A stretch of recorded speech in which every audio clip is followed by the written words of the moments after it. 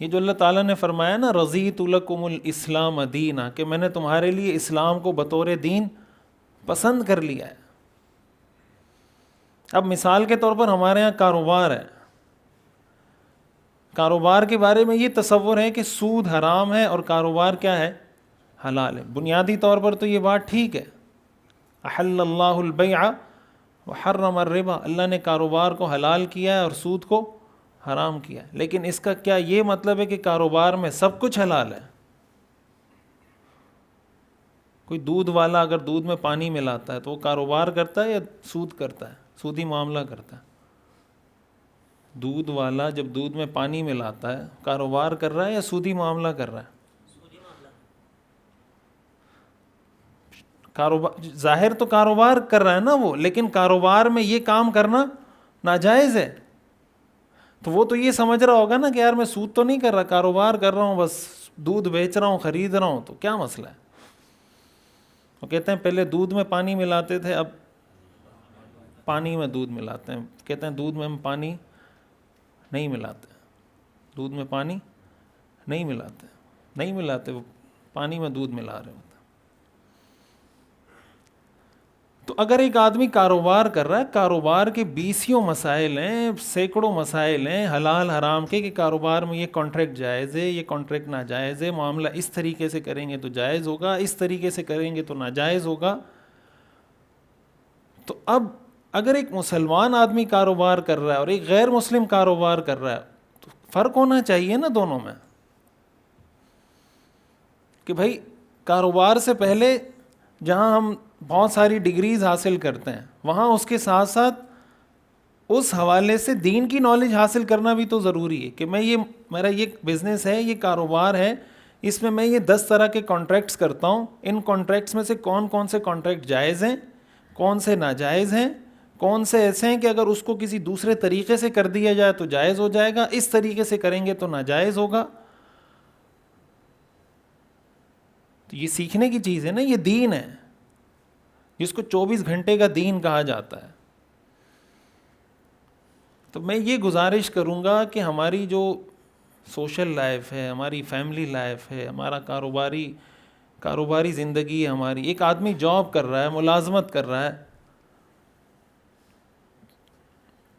تو شریعت میں اس کے بھی کچھ آداب ہیں، اس کے بھی کچھ اصول ہیں، اس کے بھی کچھ احکام ہیں۔ کتنی دفعہ ایسا ہوتا ہے لوگ ہم سے ظاہر سوالات پوچھتے ہیں تو ہمیں پتہ ہے کیا چل رہا ہوتا ہے۔ اب ویسے وہ نماز پڑھے یا نہ پڑھے، کمپنی میں جب نماز کا وقت ہوگا تو 7 اوابین بھی پڑھے گا، 7 نوافل بھی پڑھے گا، پھر اس کے بعد 4 رکعتیں اور بھی پڑھے گا، پھر اس کے بعد تلاوت بھی کرے گا، اور گھر گئے تو نہ مغرب نہ عشاء نہ فجر، کمپنی میں آیا تو ظہر عصر بڑی پابندی سے چل رہی ہے۔ تو ٹھیک ہے فرض نماز تو پڑھیں، لیکن فرض نماز کی آڑ میں یہ مذہبی کارڈ ہے، یہ بھی فرض نماز کی آڑ میں 1 گھنٹہ بندہ ضائع کر رہا ہے، اور کوئی کچھ کہیں ہمارے جو آنر ہیں نماز پڑھنے نہیں دیتے ہمیں، سامنے والا آدمی تو ٹھٹر کے رہ جائے گا کہ یار یہ تو پتہ چلے کل ہی گستاخی کا کوئی فتویٰ لگ جائے گا کہ نماز پڑھنے نہیں دے رہا۔ اب ٹائٹل کیا ہے؟ دینداری کا۔ یہ ورجن ہے نہیں ہے؟ کیا اسلام آپ کو اس چیز کی اجازت دیتا ہے کہ اپنی ڈیوٹی ٹائم میں آپ فرائض کے علاوہ بیٹھ کے نوافل پڑھتے رہیں؟ کیا اسلام اس کی اجازت دیتا ہے؟ قرآن کی تلاوت کی اجازت دیتا ہے اسلام؟ اجازت نہیں دیتا اسلام، یہ سسٹم ہے۔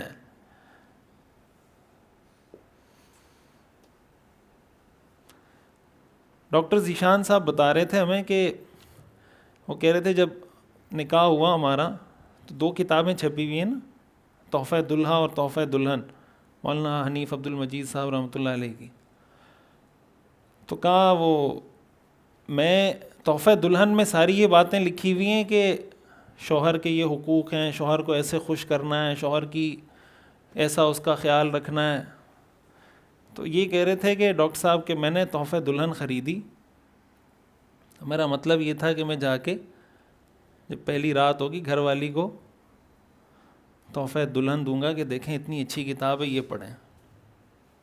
وجہ اس کی کیا ہے کہ ساری باتیں شوہر کے فیور میں لکھی ہوئی ہیں۔ تو وہ کہہ رہے تھے جب میں گیا تو میری اہلیہ نے مجھے تحفہ دلہا گفٹ کی۔ اہلیہ نے تحفہ دلہا گفٹ کیا. تو یہ بڑا مسئلہ ہے.